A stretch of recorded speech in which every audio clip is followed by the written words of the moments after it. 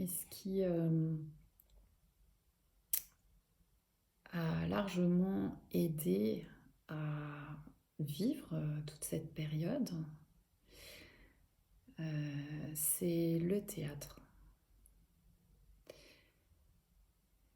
Il y a toujours eu ce goût pour le déguisement, le travestissement, le jeu avec l'identité. Et vers l'âge de 11 ans, j'ai pu intégrer un conservatoire. Et ma prof était quelqu'un de très passionné.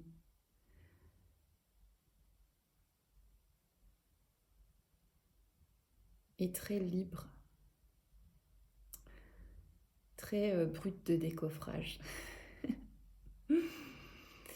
Et c'est la première personne qui a posé un regard sur moi qui valorisait justement ce côté sauvage, brut, de laisser les tripes s'exprimer, les tripes à l'air, d'oser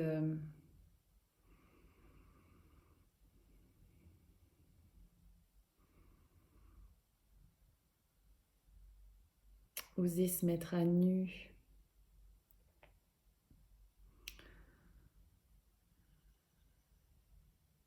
être dans cette authenticité du maintenant.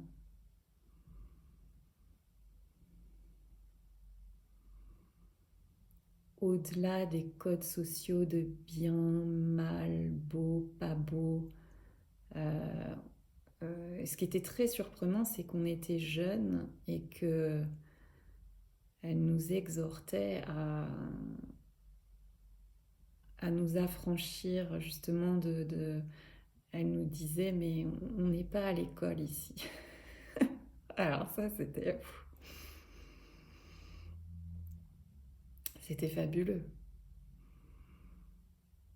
Donc même les parties les plus rugueuses, enfin ce qui pouvait apparaître comme les parties les plus rugueuses, les plus sombres, voire même obscènes, farcesques, avaient leur place. Elles étaient bienvenues. C'est comme si elle avait un radar pour euh, flairer cette authenticité.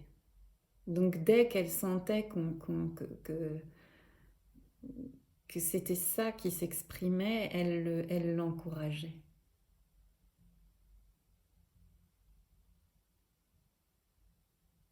Donc je suis restée peut-être 7 8 ans avec elle, plusieurs heures par semaine. C'était une réelle exploration des sensations, des émotions, de l'espace, du corps. Et ça a vraiment permis une réconciliation.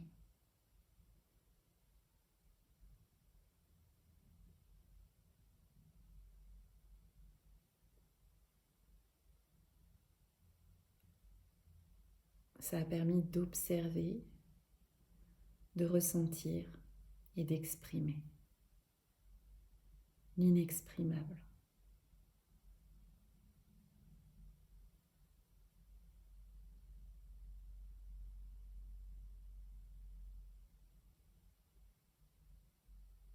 Sans se soucier du résultat.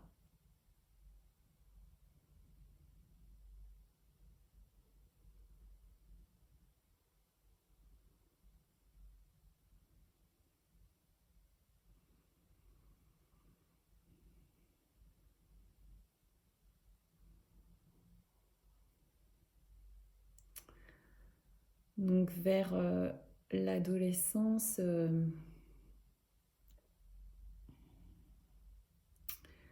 il y a eu une période d'identification, enfin, à la personne, euh, qui était plus solaire, moins en repli, moins en protection, plus voilà, plus en ouverture, en diffusion. Euh, et puis c'est là aussi où voilà, j'ai rencontré mon premier amour. Donc l'identification se faisait. Il pouvait y avoir encore des sentiments d'être en décalage, ou des épisodes où cette question qui est là, qui suis-je, ben, ça revenait. Mais c'était moins... enfin, les choses apparemment se vivaient de façon plus légère, plus solaire, quoi. C'est vraiment le mot qui me vient.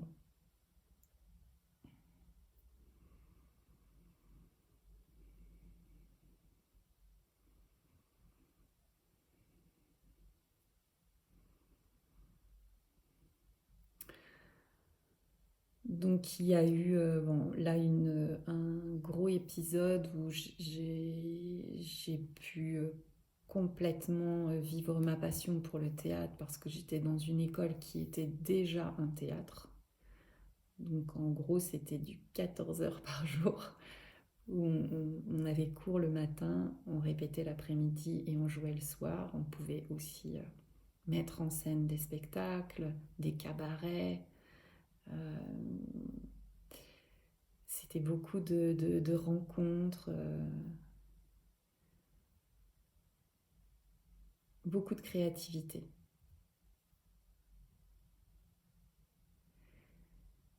Et là, l'exploration, enfin le décalage, là, il apparaissait à travers le corps, parce que c'est là où il y a eu beaucoup de blessures physiques. Enfin, il y en avait eu auparavant dans l'enfance, mais là, de nouveau. Donc ça apportait une forme de distance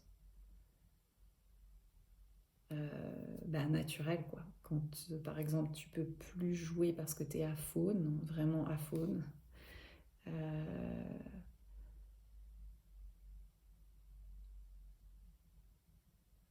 il y a une observation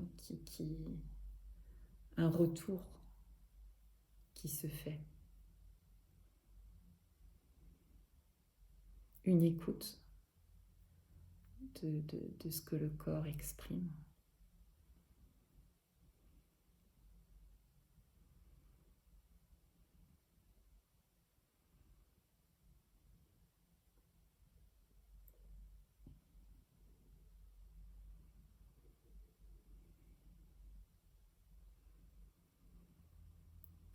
Il y a aussi eu un tour du monde que j'ai fait avec mon compagnon de l'époque.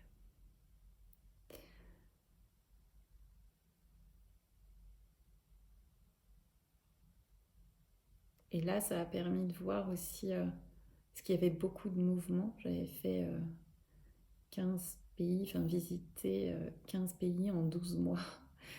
Et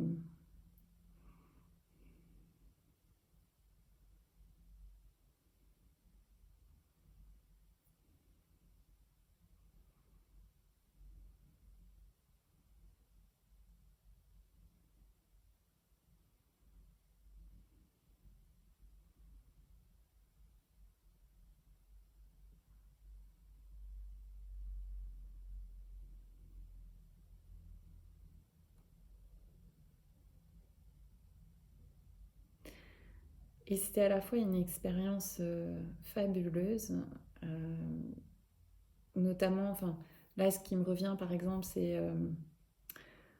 par rapport à la mort.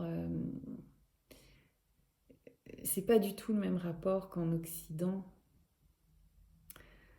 Et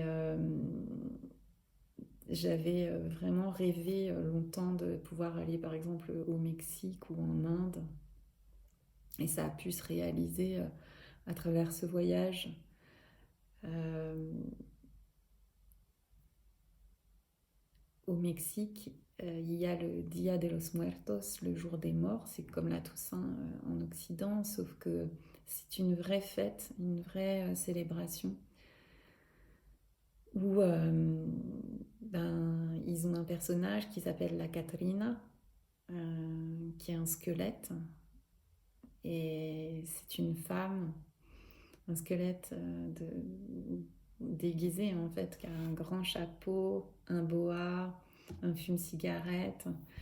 Et on la retrouve dans plein de situations. Enfin, elle est sculptée et mise en scène, dessinée dans plein de situations un peu désopilantes, quoi. Euh, et aussi un peu obscène parfois. Enfin, c'est très. Il y a presque une arrogance. Enfin, il y a à la fois une familiarité avec la mort, mais un côté très provocateur. Et puis les gens, ces jours-là, c'est un peu la fête à neuneux. C'est la kermesse, quoi.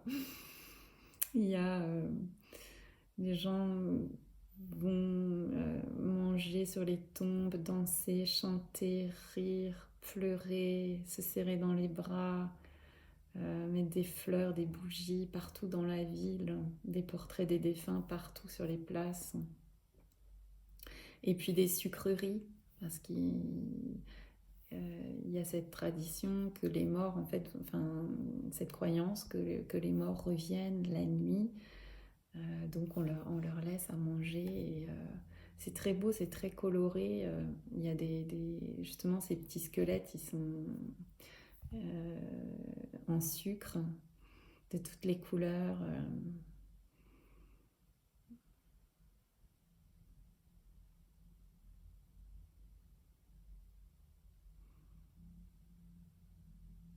Et je me sens très proche de cette approche de la mort. Euh, Quand j'en parlerai peut-être tout à l'heure,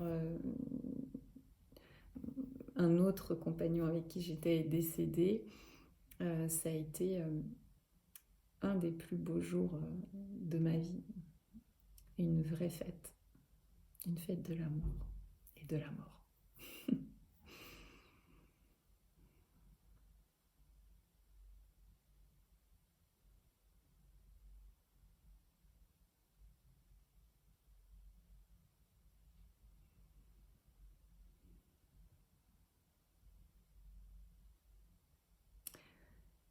Et ce voyage, il a révélé aussi que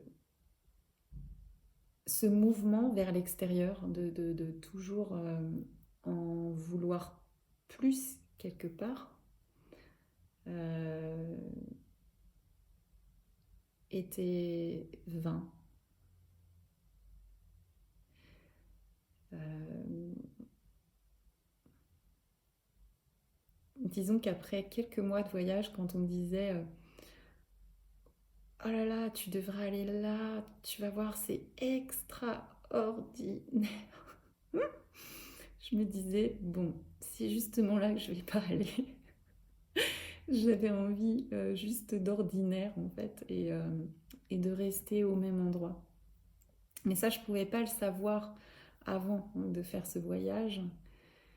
Et puis de toute façon, cette dynamique d'aller vers l'extérieur, elle peut revenir cycliquement. Enfin, il n'y a rien qui est bien ou mal. Elle n'est pas forcément à juger. C'est comme une gourmandise, c'est-à-dire que la conscience que nous sommes, elle est infinie. Donc, ça se manifeste dans l'expérience par un désir qui est infini. On ne viendra jamais à bout de nos rêves ou de nos désirs, puisqu'ils sont les manifestations ils émanent de cette conscience finalement.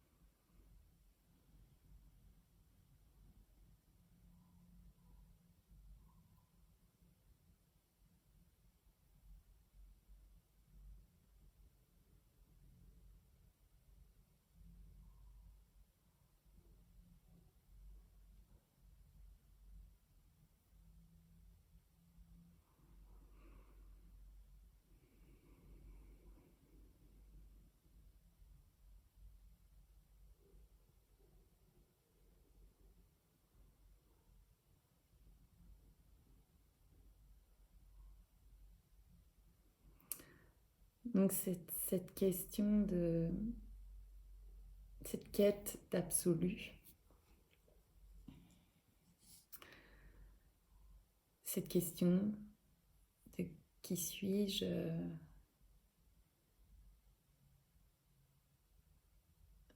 il y a eu un épisode qui a permis de plonger un peu plus directement dans la question. À mes 30 ans, je croyais que c'était une volonté personnelle. Je me suis dit, je vais prendre un pseudonyme. J'avais souvent joué avec mon identité et même encore maintenant, j'aime bien voilà, avoir plusieurs prénoms. Enfin, et puis le fait de jouer des personnages, de toute façon, ça, ça permet ce jeu. Euh, et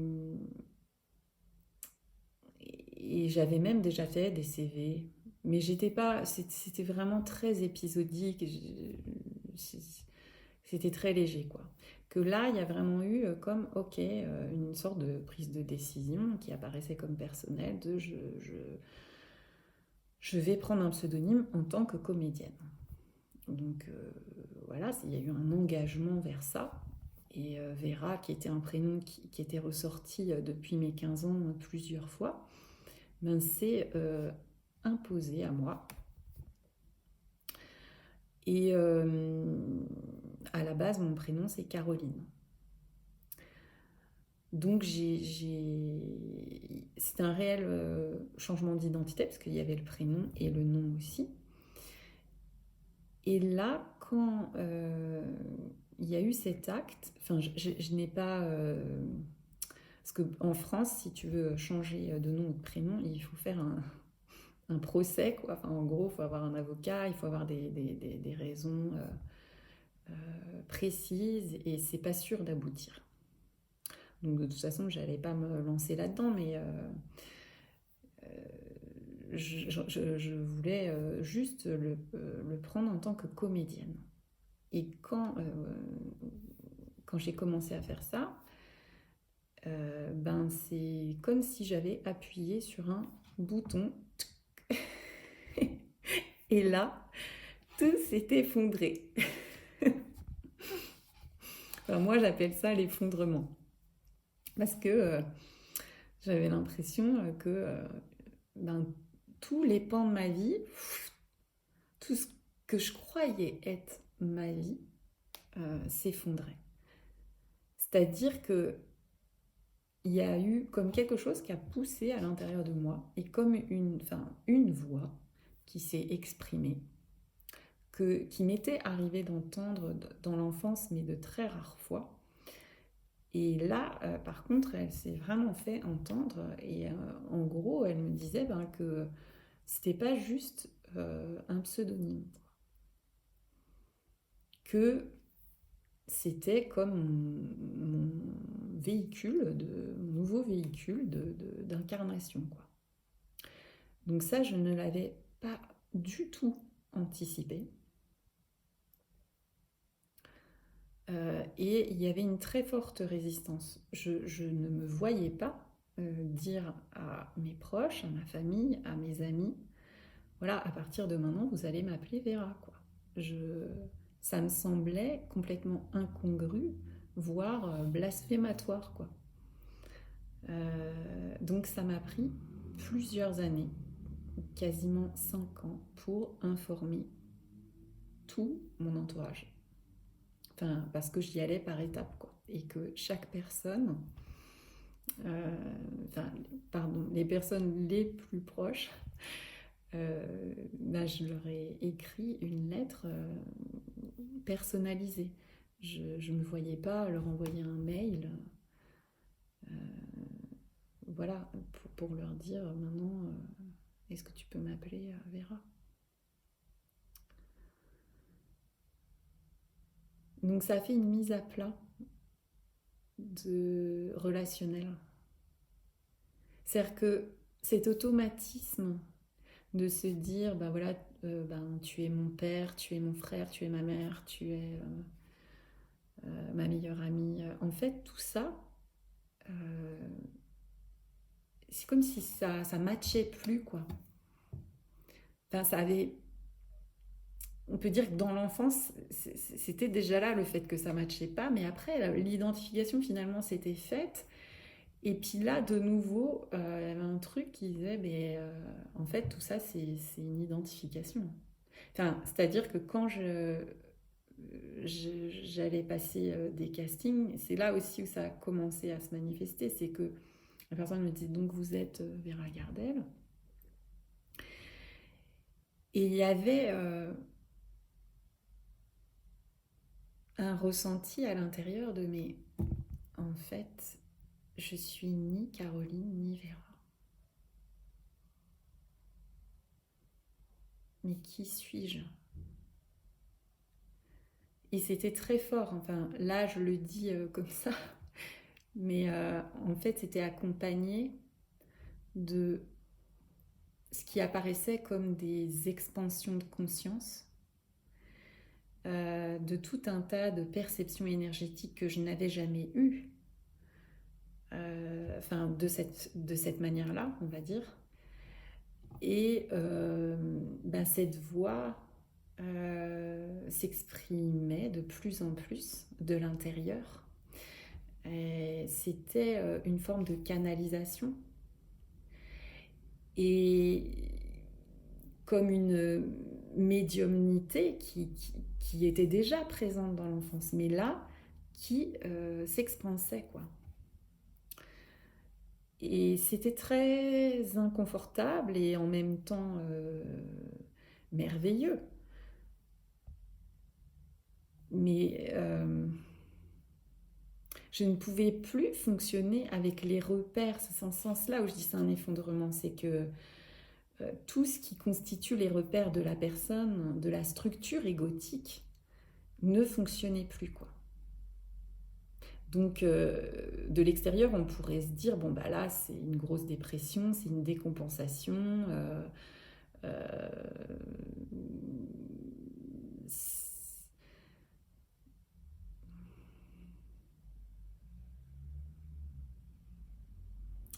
J'avais un bouquin à l'époque de Stanislas Grof, et où lui, il appelle ça les crises d'émergence spirituelle.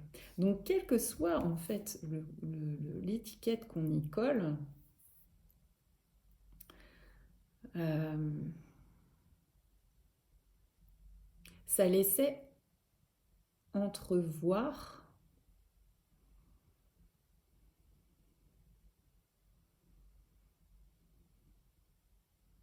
ce qui sous-tend cette personne, cette identité.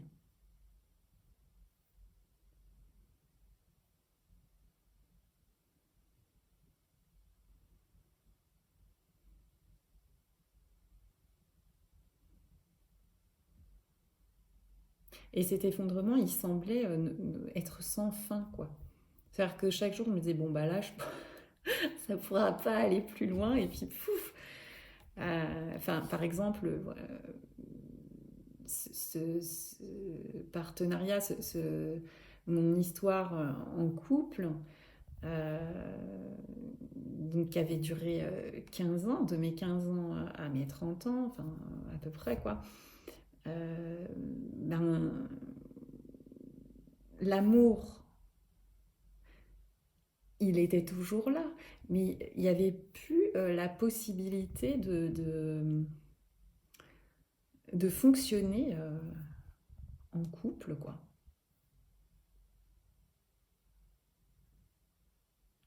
Le fait d'être comédienne, il n'y avait plus l'élan d'aller sur scène, de jouer un rôle. Et ça, il y a eu beaucoup de résistance aussi. Ça ne s'est pas fait en une fois, c'est que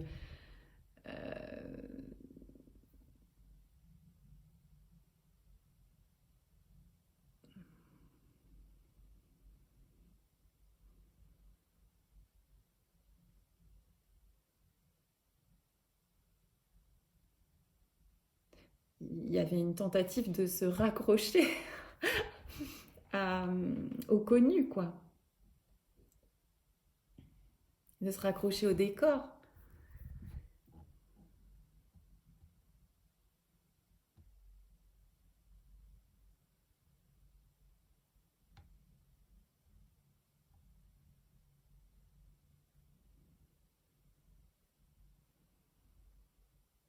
Donc heureusement, à cette époque-là, j'œuvrais dans un parc d'attractions, Disneyland, Paris, qui se situe en Seine-et-Marne.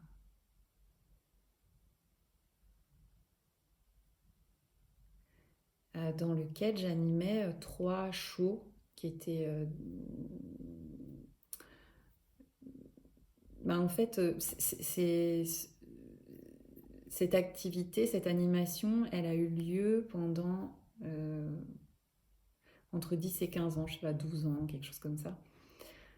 Et moi, j'appelais ça mon ermitage, mon monastère, en fait. C'était comme une matrice dans la matrice.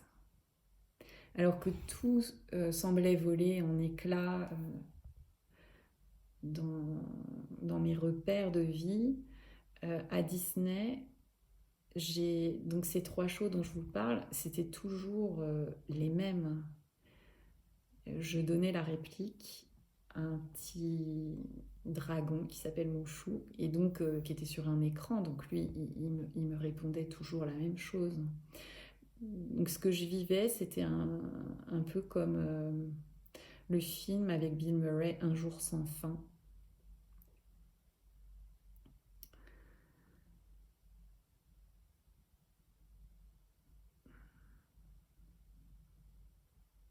Où en fait il vit la même journée, tous les jours exactement la même journée. Et il essaye au départ d'agir sur les événements à l'extérieur, quoi. Jusqu'à ce qu'il prenne conscience que finalement, comme il ne peut pas agir, enfin comme ça ne fonctionne pas, quand il essaye d'agir à l'extérieur, il comprend que c'est sa perception des événements qui va transformer.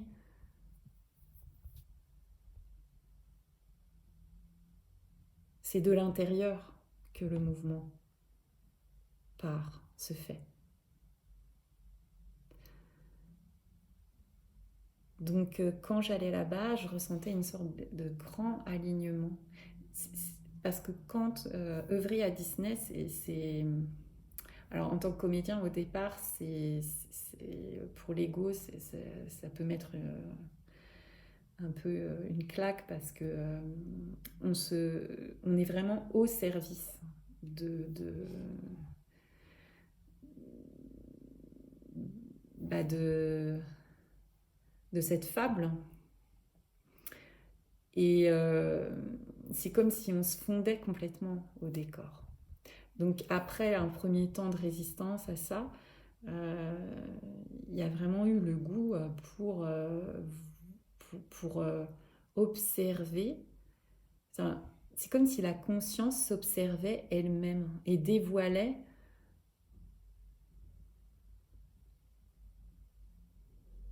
son, on pourrait dire, je ne sais pas si les mots vont être exacts, mais le processus par lequel elle se manifeste, quoi. C'est comme une mise en abîme.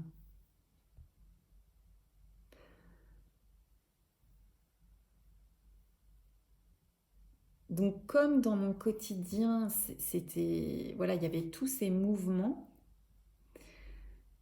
Quand j'allais là-bas, ce témoin immobile était réellement à l'avant-plan et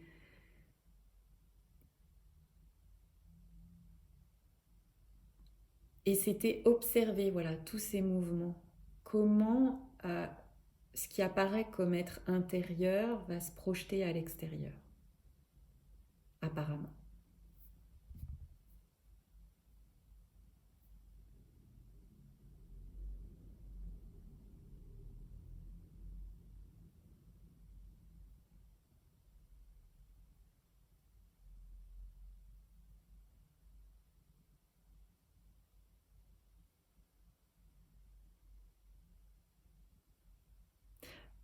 Donc la tempête, le chaos, le tsunami étaient goûtés.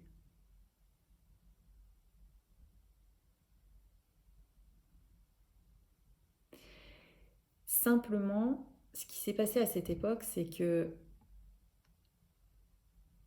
ça a quand même été récupéré, tout ça. Enfin, récupéré, je mets aussi des guillemets, euh, dans le sens où, à la question qui suis-je, il y avait eu une réponse qui était, bah, en fait, je suis mon âme. Je ne suis pas mon ego, je suis mon âme. Mais du coup, c'était identifié à je suis mon âme, quoi.